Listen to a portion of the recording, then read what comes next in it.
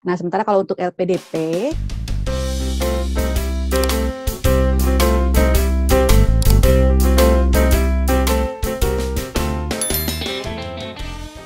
ya, selamat sore, sahabat literasi. Selamat bertemu kembali dengan kami dari podcast literasi dan komunikasi. Kita akan berbincang kembali dengan teman-teman yang sedang dan sudah menyelesaikan studi-studi hebat mereka, baik yang S2, yang spesialis maupun S3. Kali ini kita akan ngobrol dengan Dian Mayasari. Nah, beliau saat ini sedang menempuh studi doktoral. Jadi di mana tempatnya, kampusnya, kita coba tanyakan aja ke beliau ya. Baik, ya kita sapa langsung. Selamat sore Mbak Dian, waktu Indonesia bagian Barat. selamat sore waktu Indonesia Barat, selamat siang di waktu Inggris. Halo sahabat literasi, apa kabar semuanya di sana? Iya, sehat semua. Nah, Mbak Dian saat ini posisi di mana, Mbak? Tepat nih, Mbak. Saya ada di Sheffield, Inggris, Bang.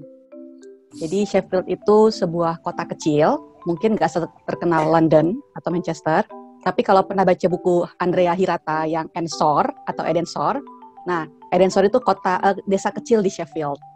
Itu Oke, Sheffield ya. Itu jarak jam kita saat ini kan jam 18 di Indonesia, di sana jam 12 ya, Mbak ya? 6 jam ya? Jam 12 ya, 6 jam. Ya, jauh beda sama London ya. Saya pernah berkesempatan ke London, Mbak. Jadi memang jaraknya 6 jam ya.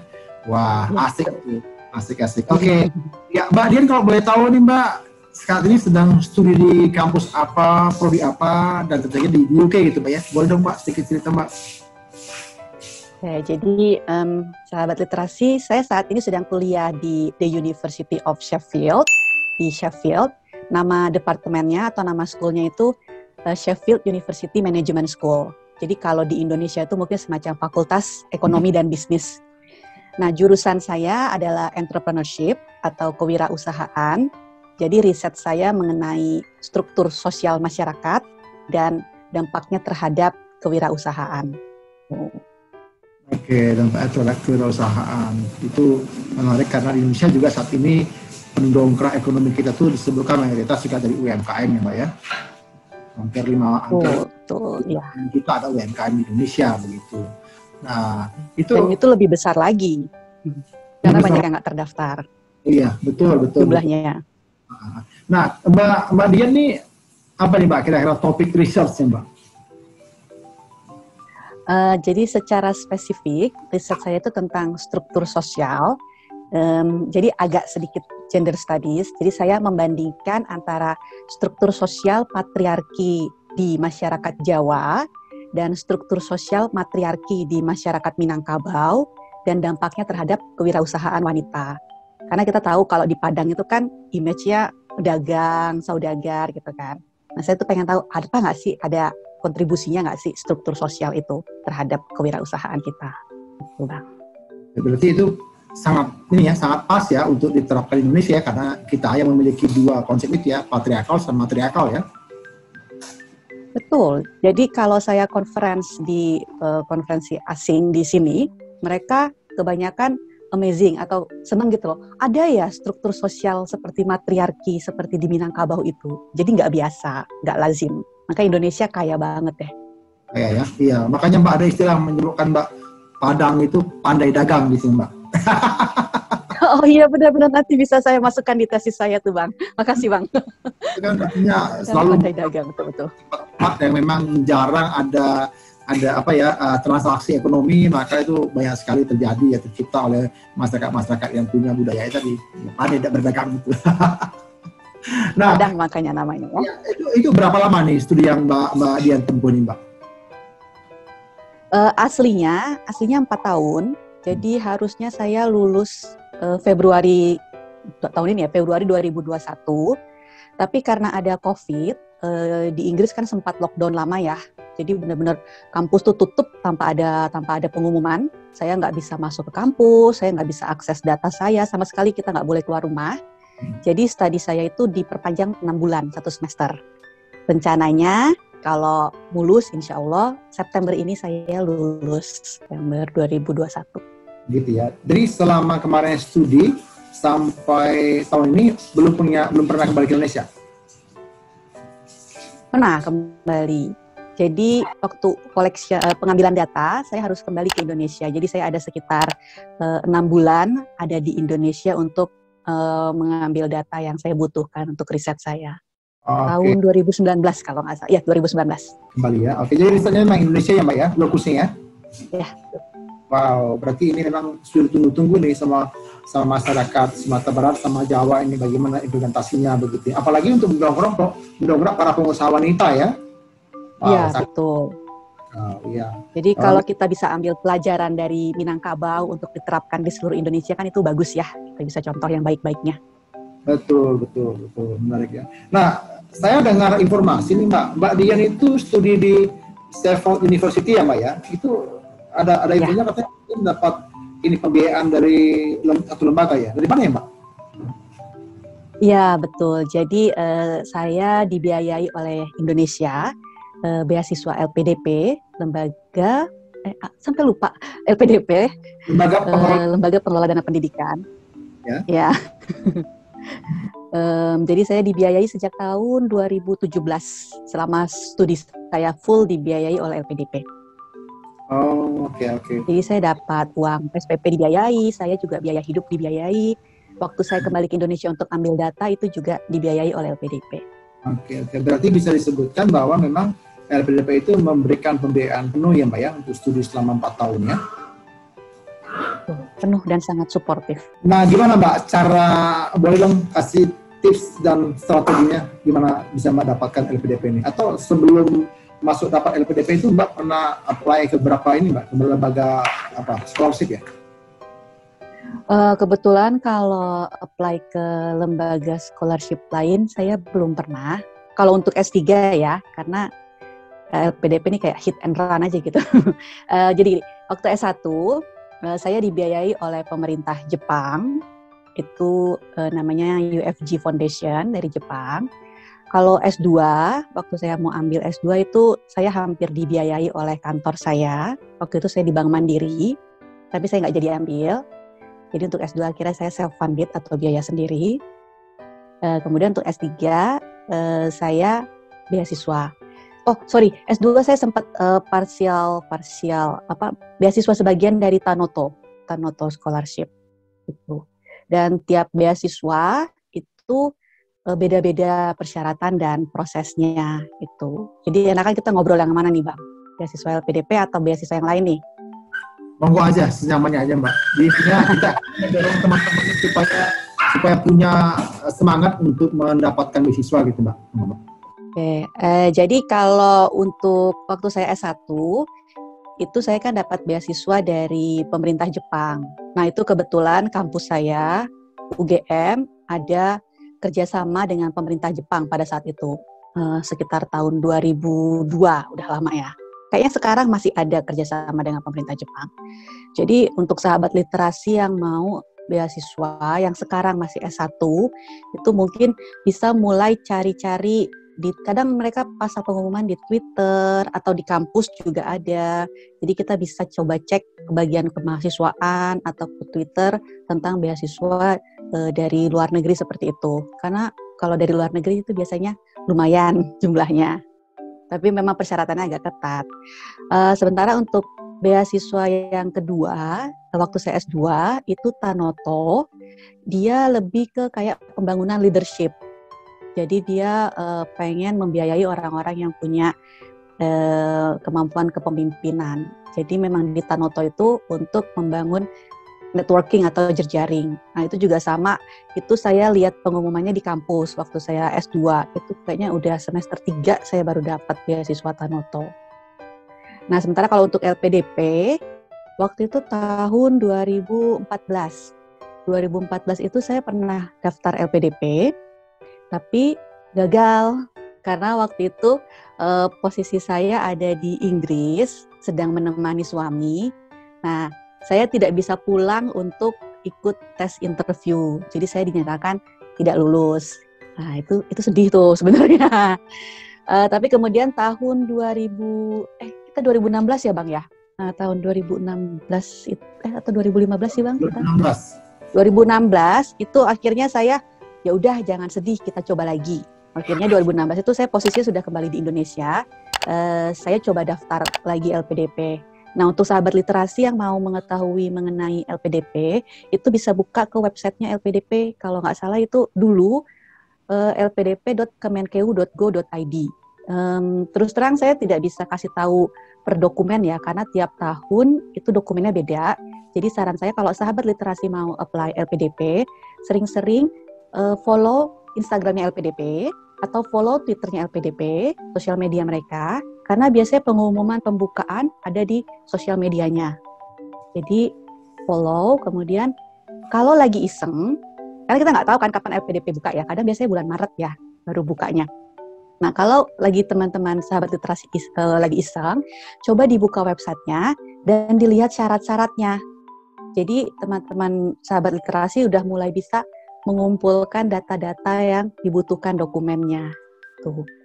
Saya tidak terlalu ingat dokumennya apa, tapi kalau menurut pengalaman saya, ada 3 dokumen yang sangat penting untuk mendaftar LPDP. Jadi yang pertama adalah IPK, karena IPK itu kan sebuah proses ya, kita harus mulai menyiapkan IPK kita dari semenjak kita S1 atau S2. IPK itu harus minimal 3. Jadi sahabat literasi yang sekarang masih ada di S1 akan menuju lulus, itu kalau bisa IPK-nya harus dijaga agar di atas 3. Itu agar bisa masuk batas administrasi LPDP. Nah, kemudian syarat yang lainnya menurut saya agak butuh proses adalah bahasa Inggris. Kita mendaftar untuk universitas dalam negeri maupun universitas luar negeri, itu semuanya butuh syarat TOEFL. Untuk dalam negeri kalau nggak salah S2 itu 500, untuk luar negeri itu setahu saya TOEFL-nya IELTS-nya minimal 6. Jadi itu butuh persiapan kalau untuk TOEFL. Jadi kalau misalnya kita mau daftar untuk Maret tahun depan, kalau bisa dari sekarang kita udah mulai ikut les atau kita mulai rutin nonton YouTube bahasa Inggris yang mengajarkan tentang TOEFL. Jadi ketika sudah tiba saatnya kita tes TOEFL, itu kita sudah terbiasa. Itu syarat yang agak berproses yang nomor 2. Syarat yang agak berproses itu yang nomor 3 adalah dokumen esai. Karena kalau dulu saya tidak tahu yang sekarang ya. Kalau dulu salah satu syarat esainya adalah menceritakan kontribusimu terhadap Indonesia. Nah, menurut saya kalau kita cerita kontribusi itu kan tidak bisa semalam ditulis gitu kan. Kita harus menciptakan rekam jejak kita. Nah, jadi saran saya untuk sahabat literasi yang sekarang mau apply beasiswa LPDP, mulai sekarang kita bikin rekam jejak yang baik. Misalnya di kampus ikut organisasi, atau di daerah perumahannya ikut sukarela, volunteer mempersiapkan misalnya bantu posyandu atau bantu puskesmas atau bikin pembelajaran bahasa Inggris untuk anak SD di dekat rumah. Itu semua adalah rekam jejak yang bisa kita cantumkan di esai kita untuk LPDP. Kayaknya sih gitu Bang yang paling penting. Kalau yang lainnya kayaknya administrasi aja ya, kayak ijazah, kemudian kartu keluarga, itu kayaknya teman-teman mungkin sudah punya kalau yang seperti itu. Iya Mbak, menarik Mbak ya. Itu menjadi satu hal yang kita perlu siapkan sahabat literasi supaya ketika nanti teman-teman mendaftar, mencoba bertarung mendapatkan beasiswa LPDP, teman-teman juga sudah lebih well prepared begitu ya, menuju persiapan yang baik begitu.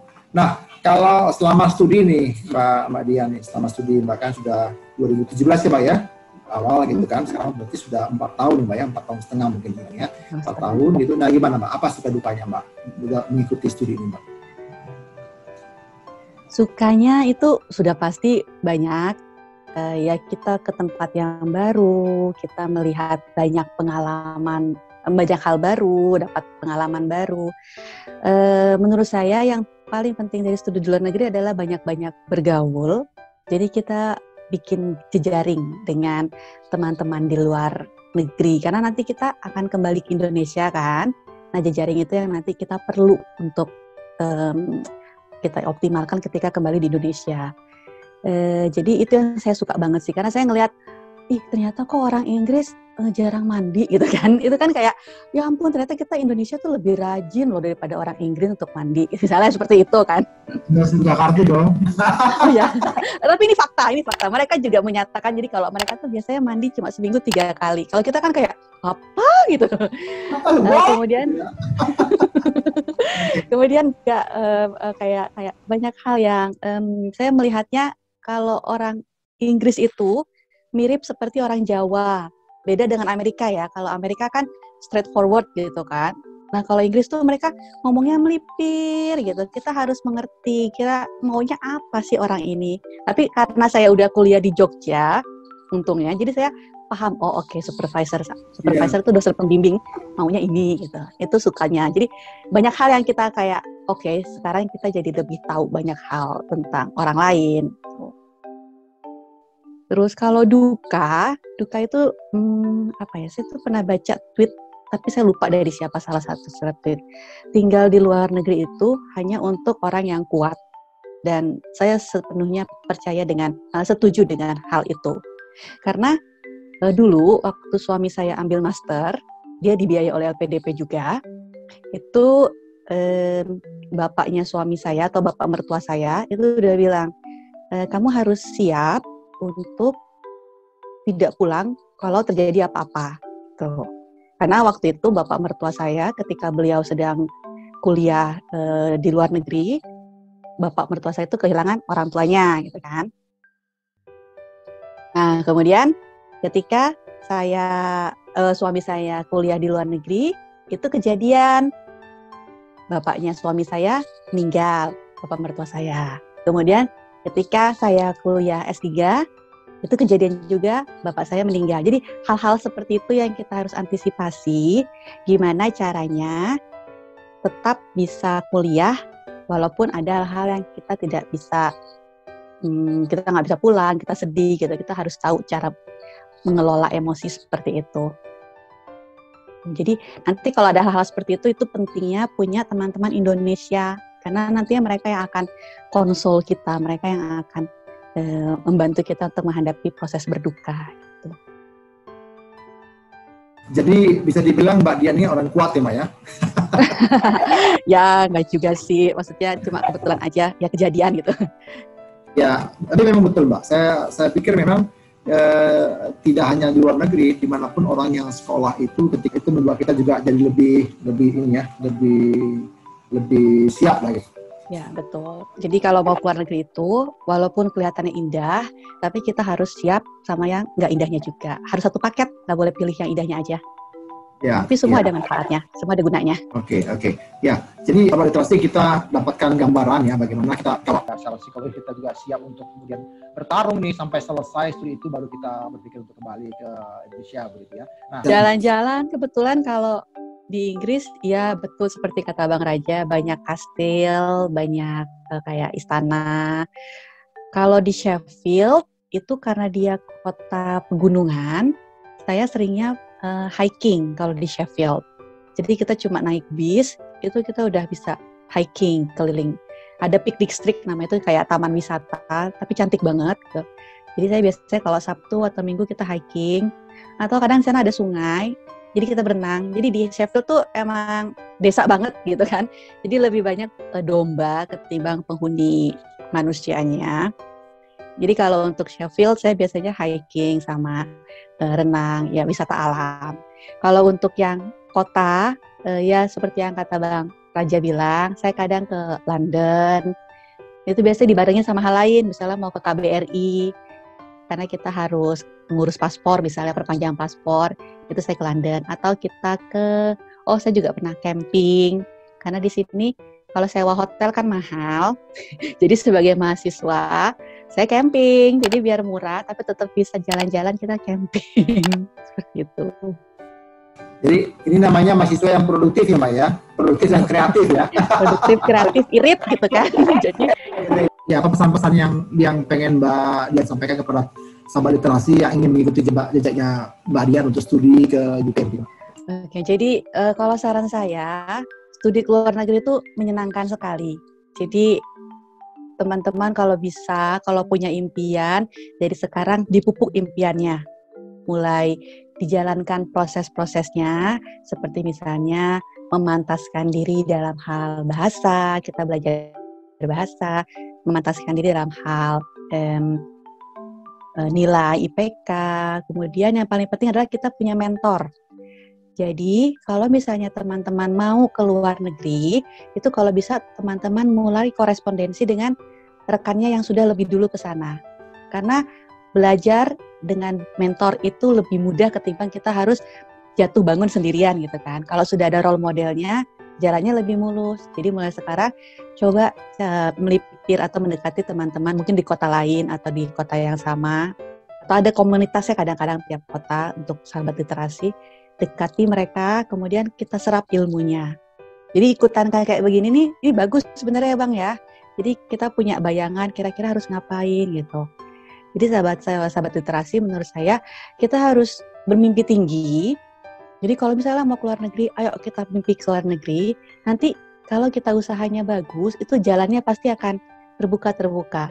Dan kalau misalnya gagal di kesempatan pertama, kayak saya misalnya kan pernah tidak lulus, itu jangan sedih, itu mungkin Tuhan tahu, oh sekarang waktunya belum tepat. Mungkin kamu lebih tepat waktunya kalau kamu coba tahun depan gitu. Jadi kalau belum tercapai, kita coba lagi. Gerbang yang lain akan bisa terbuka. Mungkin gitu Bang pesannya. Ya, terima kasih Mbak Dian. Sahabat literasi, kita dapat pembelajaran penting tentang hal-hal yang bagi kami sangat esensial untuk kita perhatikan ya. Dalam durasi yang sangat singkat, tadi kita dari paparkan tentang hal-hal yang perlu kita perhatikan, perlu kita persiapkan, sekaligus juga tantangan yang akan kita hadapi nantinya, terutama soal bahasa, juga tadi soal budaya, begitu ya. Nah, sahabat literasi, kami mendorong teman-teman untuk terus menjadikan kesempatan-kesempatan ini menjadi kesempatan pembelajaran penting. Jadi bagi teman-teman yang ingin bertanya, nanti silakan hubungi nomor yang ada di layar ini. Lalu kemudian kami mendorong Anda juga untuk subscribe ya, lalu klik and share teman-teman lain supaya lebih banyak lagi orang bisa mendapatkan manfaat. Ya, demikian sahabat literasi. Terima kasih Mbak Dian. Salam sehat. Ya, makasih Bang Raja. Terima kasih sahabat literasi. Saya Raja Napitupulu pamit mundur. Terima kasih. Terima kasih.